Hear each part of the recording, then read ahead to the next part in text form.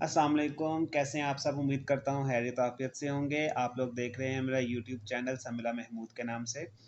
آج اس YouTube channel کے اوپر ہم ایک اور ویڈیو اپلوڈ کرنے جا رہے ہیں، اور یہ ویڈیو ہے انجینئر محمد علی مرزا صاحب کی دنیا کی حقیقت کے حوالے سے۔ تو چلیں آئیں دیکھتے ہیں، آپ بھی میرے ساتھ مل کر دیکھیے اور اپنی تاثرات کمنٹ سیکشن میں ضرور بتائیں۔ اس ویڈیو کو لائک کریں اور ہمارے چینل کو ضرور سبسکرائب کریں۔ اور میں آپ کو بتاؤں at the end of the day اللہ تعالیٰ سب کو برابر کر دیتا ہے۔ آپ دیکھیں گے کئی لوگ ہیں جن کی زندگی کے اوائل انتہائی دکھ میں گزرے ہیں، لیکن پھر پوری زندگی اللہ تعالیٰ نے ان کو سکھی رکھا ہے۔ کئی ایسے ہیں کہ جو پوری زندگی سکھی رہے ہیں، لیکن پھر آزمائش ان پہ بڑھاپے کے وقت میں آ گئی ہے، بیماری کی شکل میں، کسی اور شکل میں۔ اور بعض ایسے ہیں کہ جن کو پوری زندگی غم سے عبارت ہوتی ہے، ایسے لوگ بھی ہیں۔ لیکن جب آخرت میں آپ ان کو دیکھیں گے نا موجیں مارتا ہوا، تو مسلم شریف میں حدیث ہے، عبداللہ بن عمر کہتے ہیں نبی علیہ السلام سے میں نے خود سنا تھا کہ میرے غریب صحابہ میرے امیر صحابہ سے 40 سال پہلے چلے جائیں گے۔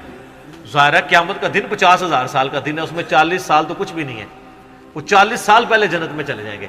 لیکن 40 سال آپ دیکھ لیں کتنے زیادہ ہوتے ہیں صرف غریب ہونے۔ اس لیے عبداللہ بن عمر غریب صحابہ کے ساتھ بیٹھا کرتے ہیں کہ یار چلو چنگے دے لڑ لگ جائیے، نانگے پیر نہیں، غریب صحابی درویش لوگ۔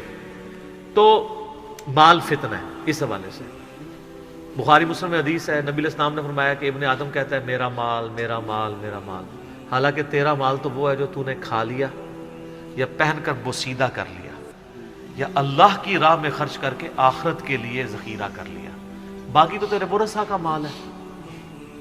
بخاری مسلم میں حدیث ہے انسان کے 3 دوست ہیں، ایک وہ ہے کہ جو ساتھ جاتا ہے قبر کے اندر، 2 باہر ہی رہ جاتے ہیں، اس کے اعمال قبر میں ساتھ جاتے ہیں، اس کے رشتہ دار اور مال باہر ہی رہ جاتے ہیں۔ بخاری مسلم دونوں میں حدیث ہے، نبی علیہ السلام نے فرمایا ابن آدم کے پاس اگر سونے کی 2 وادیاں ہوں تو وہ تمنا کرے گا تیسری بھی آ جائے، اس کا پیٹ صرف قبر کی مٹی بھرے گی۔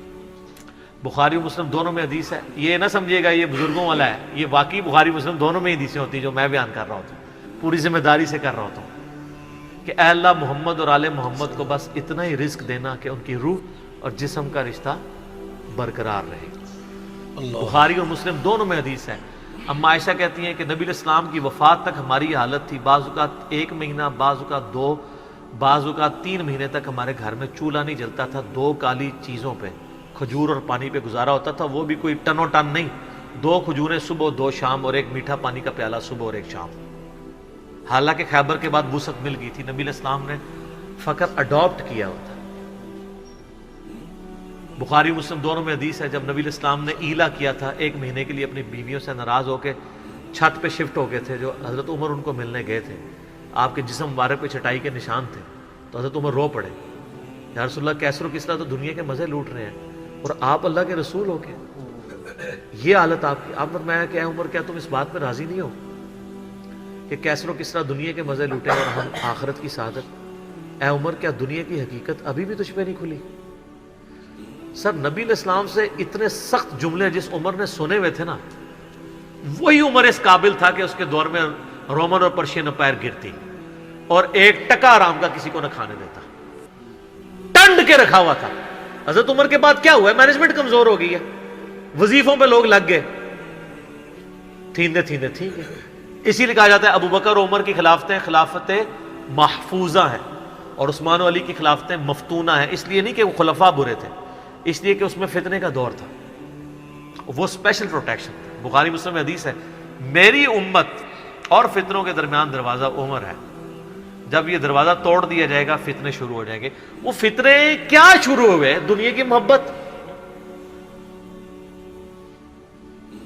جو بخاری میں حدیث نہیں ہے، وہ جو نبی علیہ السلام جب ہجرت کر رہے تھے تو حضرت ابوبکر رضی اللہ تعالیٰ عنہ آپ کے ساتھ تھے، تو ایک شخص جو کافروں کی طرف سے 100 اونٹ انعام رکھا گیا تھا، تو وہ پیچھا کرتے، ابن جوشم، کیا نام تھا اس کا؟ سوراقہ ابن مالک ابن جوشم، وہ پیچھے آیا، اس کا گھوڑا دھس گیا، 2-3 بار ہوا، اس کو یقین ہو گیا، اس نے کہا میں آپ کی کوئی مدد کر سکتا ہوں تو بتائیں۔ تو حضرت بکر نے کہا کہ بس ادھر کی طرف نہ کسی کو آنے دینا ہمارا پیچھا کرنے کے لیے۔ تو پھر وہ جب جانے لگا تو پیچھے سے آواز دی اور کہا کہ رسول اللہ صلی اللہ علیہ وسلم کہہ رہے ہیں کہ میں سراقہ کے ہاتھوں میں کسرا کے کنگن دیکھ رہا ہوں. تو وہ بڑا مسکرایا, وہ کہنے لگا کسرا دنیا کی سپر پاور اور اس کا جو بادشاہ جو لباس پہنتا ہے اتنا مہنگا, وہ میرے اوپر دیکھ رہے ہیں. اور دل میں شاید اس نے یہ بھی سوچا ہو کہ اپنی حالت یہ ہے کہ جان بچا کے 2 بندے چوری چھپے مدینہ جا رہے ہیں اور ہمیں یہ بشارت سنا رہے ہیں. تو نبی علیہ السلام کو یہ پتا بھی تھا کہ امت کے لیے خزانے کھلیں گے, تب بھی آپ نے فقر اختیار کیا تاکہ امت پیچھے سے مال پانی نے شروع کر دے. کیونکہ ترمذی کی حدیث ہے ہر امت کا کوئی نہ کوئی فتنہ ہے, میری امت کا فتنہ مال ہے, سیدھی سی بات ہے.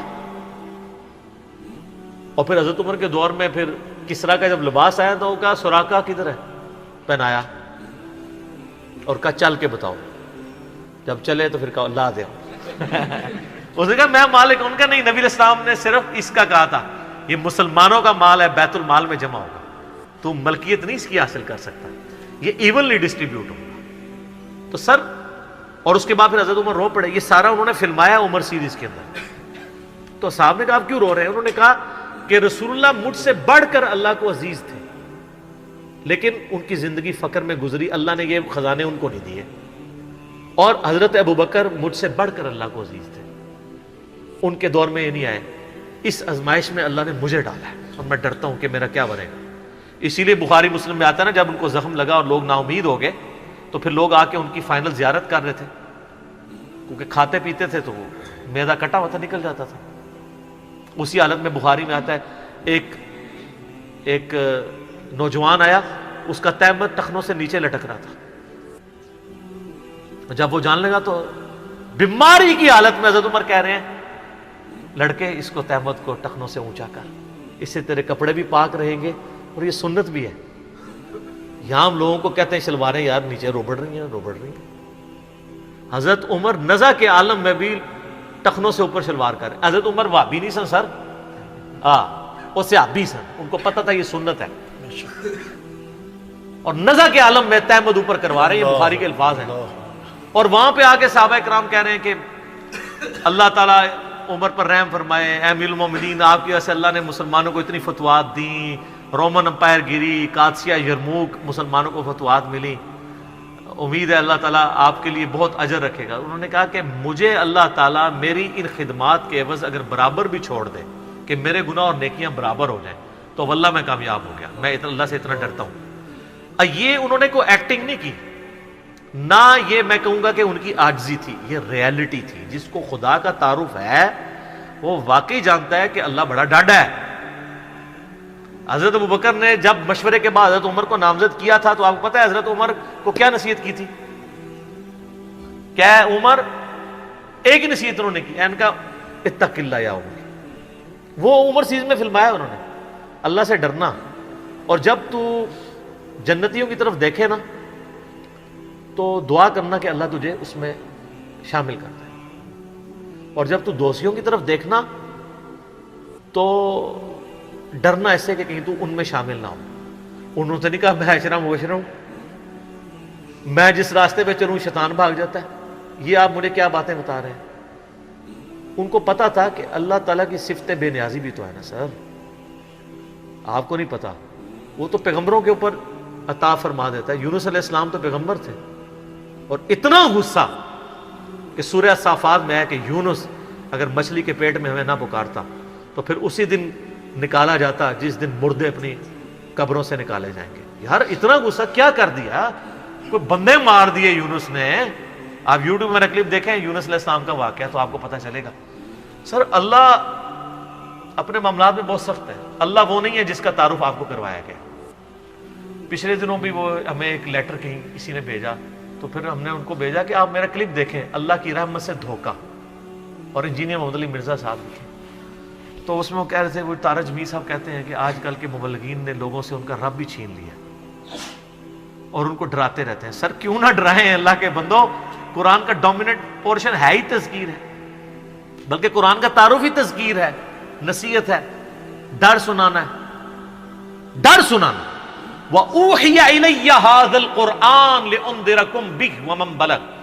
سورہ الانعام آیت نمبر 19. اے نبی علیہ السلام فرما دو مجھے تو قرآن وہی اس لیے کیا گیا ہے میں تمہیں ڈر سناؤں اور جس تک یہ کتاب پہنچ جائے وہ بھی ڈر سنائے. بخاری کی حدیث ہے آپ علیہ السلام ایک چوراہے سے گزر رہے تھے, کچھ صحابہ جو ہے وہ ہنس رہے تھے, آپ رک گئے. پھر آپ نے فرمایا جو کچھ میں جانتا ہوں نا تم جانتے ہوتے نا تو بہت کم ہنستے زیادہ رویا کرتے. بخاری مسلم میں حدیث ہے, عبداللہ بن عمر کہتے ہیں نبی علیہ السلام نے میرے کندھے پہ یوں ہاتھ رکھ کے نا فرمایا تھا عبداللہ اپنے آپ کو مردوں میں شمار کرنا, یعنی سمجھو کہ آج میں گیا ہی کہ گیا.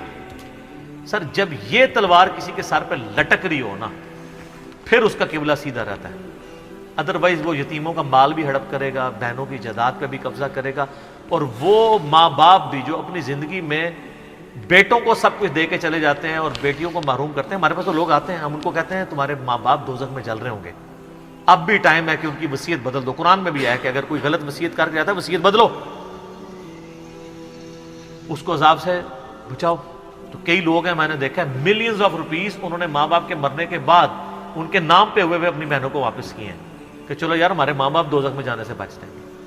اگر آپ کے ماں باپ کی محبت آپ کے دل میں ہے نا تو خدا کے لیے اگر آپ یہ نہ کہیں کہ میرے ماں باپ دے گئے ہیں تو وہ جانے اور ان کا کام, یار وہ آپ کو دے کے گئے, آپ کے ساتھ نیکی کر کے گئے, اور آپ ان کے ساتھ یہ بھی نیکی کرنے کے لیے تیار نہیں ہے کہ جو مال انہوں نے کمایا تھا وہ ان کو دوزخ سے رہائی سے عطا کرنے کے لیے آپ ان کے لیے خرچ کر دیں جو آپ نے نہیں کمایا ہوا.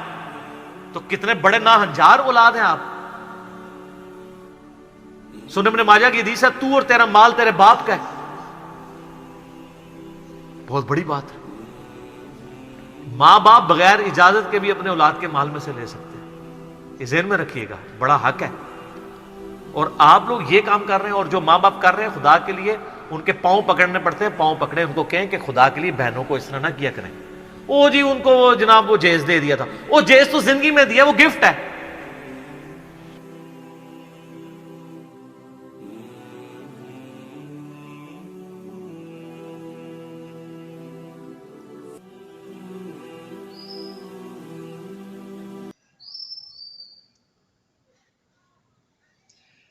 جی تو یہ تھی انجینئر محمد علی مرزا صاحب کی ویڈیو, اور اس میں انہوں نے بہت ہی